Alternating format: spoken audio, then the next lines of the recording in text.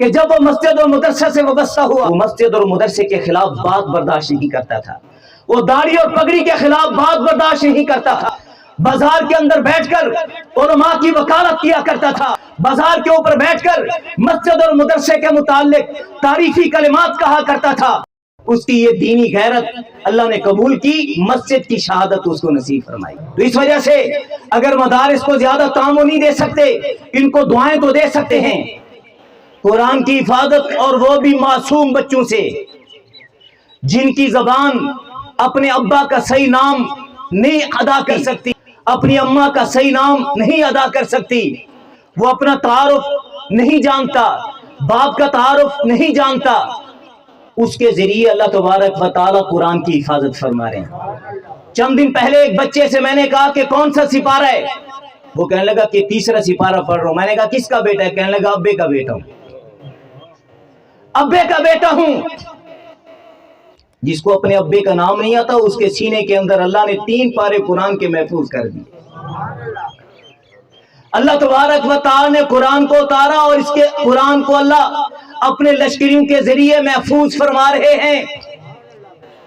قرآن کی حفاظت میری اور آپ کی ضرورت ہے، اس لیے کہ مولانا ابو الحسن ندوی رحمۃ اللہ علیہ نے لکھا ہے کہ اسلام دنیا کی ضرورت ہے، اسلام پورے عالم اسلام کی ضرورت ہے، بلکہ عام دنیا کی بھی ضرورت ہے، اس لیے کہ اسلام نہیں ہوگا تو دنیا نہیں ہوگی۔ جس طریقے سے اسلام دنیا کی ضرورت ہے، یہ معصوم بچے جو اپنے سروں کے اوپر دستار فضیلت سجائے بیٹھے ہیں، یہ معصوم صفت اور معصوم شکل طالب علم آپ کی نگاہوں کے اندر عام مخلوق ہوں گے، لیکن میرے نگاہ کے اندر یہ اللہ تبارک و تعالی کی فوج ہیں۔ ان فوجیوں کے ذریعے اللہ تبارک و تعالی قرآن کی حفاظت فرما رہے ہیں۔ یہ نہیں ہوتا کہ کون کہہ رہا ہے، بلکہ یہ بات ہوتی ہے کہ کس کی بات کہی جا رہی ہے۔ میرے عزیز دوستو، میں نے آیت طیبہ پڑھی، اللہ تبارک و تعالی فرماتے ہیں کہ ہم نے قرآن اتارا اور ہم ہی اس قرآن کی حفاظت کریں گے۔ اللہ تبارک و تعالی نے اس کی حفاظت کی ذمہ داری اٹھائی، اور پھر اللہ تبارک و تعالی نے اس کی حفاظت کے لیے کمزور مخلوق کو منتخب کیا، معصوم بچے، معصوم بچیاں۔ اس کے ذریعے اللہ تبارک و تعالی قرآن کی حفاظت کا فریضہ سر انجام دے رہے ہیں۔ گویا جو کام خداوند قدوس نے کرنا تھا، وہ کام اللہ تبارک و تعالی اس کمزور مخلوق سے لے رہے ہیں۔ بڑی سعادت کی بات ہے، یا آپ اس کو یوں بھی تعبیر کر سکتے ہیں کہ جب اللہ تبارک و تعالی نے قرآن کی حفاظت کی ذمہ داری اٹھائی، تو اب سوال بنتا تھا کہ اللہ قرآن کو اتار رہے ہیں اور قرآن کی حفاظت کیسے کریں گے؟ تو میرا عزیز دوستو، اللہ بادشاہ ہیں، بلکہ بادشاہوں کے بادشاہ ہیں۔ اس کے در دولت سے بادشاہت تقسیم ہوتی ہے، سلطنتیں اس کے در سے ملتی ہیں۔ جب کوئی بادشاہ سربراہ مملکت یہ کہے کہ میں اپنے ملک کی سرحدوں کی حفاظت کروں گا، تو اس کا معنی اور مطلب یہ ہوتا ہے کہ میرے لشکری، میرے سپاہی، میری فوج وہ جا کر ملک کی سرحدوں کی حفاظت کرے گی۔ اگر اس کی فوج ریاست کی سرحدوں کی حفاظت کر رہی ہو تو وہ بادشاہ کی حفاظت سمجھی جاتی ہے۔ یہ سمجھا جاتا ہے کہ بادشاہ اپنے مملکت کی حفاظت کر رہا ہے۔ اللہ تبارک و تعالی نے فرمایا کہ قرآن ہم نے اتارا، ہم اس کی حفاظت کریں گے، جس کا معنی اور مطلب یہ ہے کہ بھی اللہ بادشاہ ہے اور اللہ کی بھی ایک فوج ہے۔ اونچے آواز سے کہیں سبحان اللہ۔ اللہ بادشاہ ہے اور اللہ کی بھی ایک سپاہ ہے، اللہ بادشاہ ہے اور اللہ کے بھی کچھ لشکری ہیں۔ اللہ تبارک و تعالی نے جب فرمایا کہ میں قرآن کو اتار رہا ہوں، اس کی حفاظت کروں گا، تو اس کا معنی اور مطلب یہ ہے کہ میں اپنی فوج کے ذریعے قرآن کی حفاظت کروں گا۔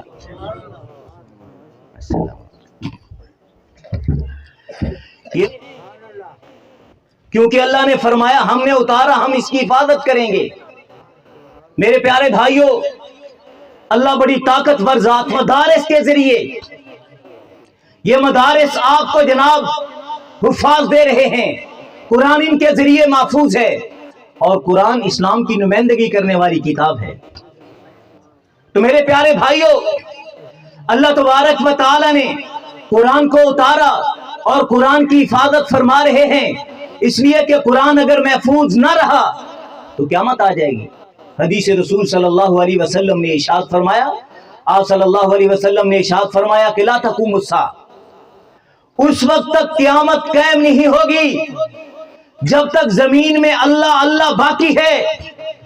جب زمین کے اوپر اللہ اللہ ہونا ختم ہو گیا تو اس موقع پہ قیامت آ جائے گی۔ تو اللہ اللہ ہو رہی ہے، قرآن کی تلاوت ہو رہی ہے، مساجد مدارس محفوظ ہیں، ان مساجد مدارس حفاظ کے ذریعے اللہ نے اس پورے کارخانہ قدرت کو محفوظ رکھا ہوا ہے۔ مدرسوں کو مٹانے والوں، اگر یہ مدرسے مٹ گئے تو تم بھی باقی نہیں رہ سکو گے، مدرسے نہ رہے تو تم بھی نہیں رہو گے، قرآن کی تلاوت نہ رہی تو تم بھی باقی نہیں رہو گے۔ قرآن کی تلاوت کے صدقے میں بھی محفوظ ہوں، آپ بھی محفوظ ہیں، ورنہ اس دنیا کے اندر کون سا ایسا گناہ ہے جو پہلی مخلوق نے کیا ہو اور وہ برباد نہ ہوئے ہوں۔ آج امت محمد وہ گناہ نہ کر رہی ہو، پھر بھی اللہ تبارک و تعالیٰ کی طرف سے تباہی اور بربادی نہیں آ رہی، اس کے لیے اللہ تبارک و تعالیٰ اس قرآن کے ذریعے اس کی حفاظت فرما رہے ہیں۔ اللہ تبارک و تعالیٰ ہماری بدعمالیوں کی وجہ سے بسا اوقات ناراض ہوتے ہیں، فیصلے صادر ہو جاتے ہیں فرشتوں کے ذریعے کہ اس شہر کو مٹا دیا جائے، بستی کو برباد کر دیا جائے۔ یہ حدیث رسول صلی اللہ علیہ وسلم کا مفہوم ہے کہ فرشتے جا کر خداوند قدوس کو بتاتے ہیں، بستی کو برباد کرنے گئے تھے، وہاں تیرا قرآن پڑھا جا رہا تھا، تیرے قرآن کی تلاوت ہو رہی تھی۔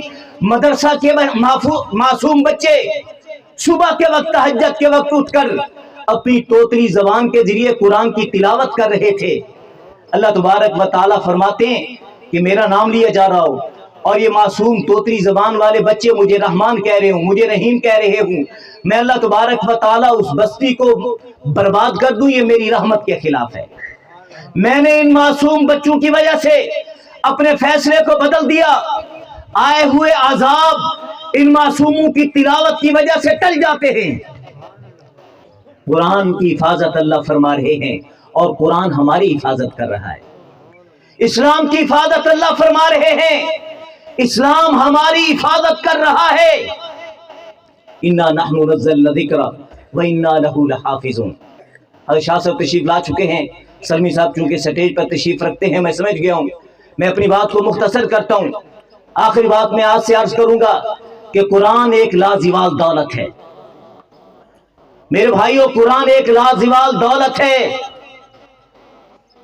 ہم دنیا سے چلے جائیں گے، یہ سارے ناز نخرے دنیا کے اندر رہ جائیں گے، میرے سر کے اوپر اگر کوئی تاج ہے وہ یہیں رہ جائے گا، میری بہن کے اگر پاؤں میں کوئی پازیب ہے وہ یہیں رہ جائے گا، اس کے ماتھے کے اوپر کوئی جھومر ہے وہ یہیں رہ جائے گا، جتنی دنیا کی زینتیں ہیں وہ ساری کی ساری یہیں رہ جائیں گی۔ ایک دولت قبر میں ساتھ جائے گی تو وہ قرآن کی دولت ہے اور ایمان کی دولت ہے، یہ لازوال دولت ہے، یہ باوفا ساتھی ہے، اس کو اپنا دوست بناؤ، اس کے ساتھ یاری لگاؤ، یہ اصل نعمت ہے، یہ دنیا میں بھی کام آئے گی اور انشاءاللہ العزیز قبر اور حشر کے اندر بھی کام آئے گی۔ حدیث رسول صلی اللہ علیہ وسلم میں آتا ہے، حافظ قرآن جب قیامت کے اندر کھڑا ہوگا اللہ تبارک و تعالیٰ اس کے ساتھ اعزاز کا معاملہ کریں گے۔ ماں باپ ان میں سے کوئی کیا نام ہے گناہگار ہے، بدکار ہے، عزیز و رشتہ دار میں سے کوئی گناہگار بدکار ہے، فرشتے اس کو پکڑ کر جہنم کی طرف لے جا رہے ہیں۔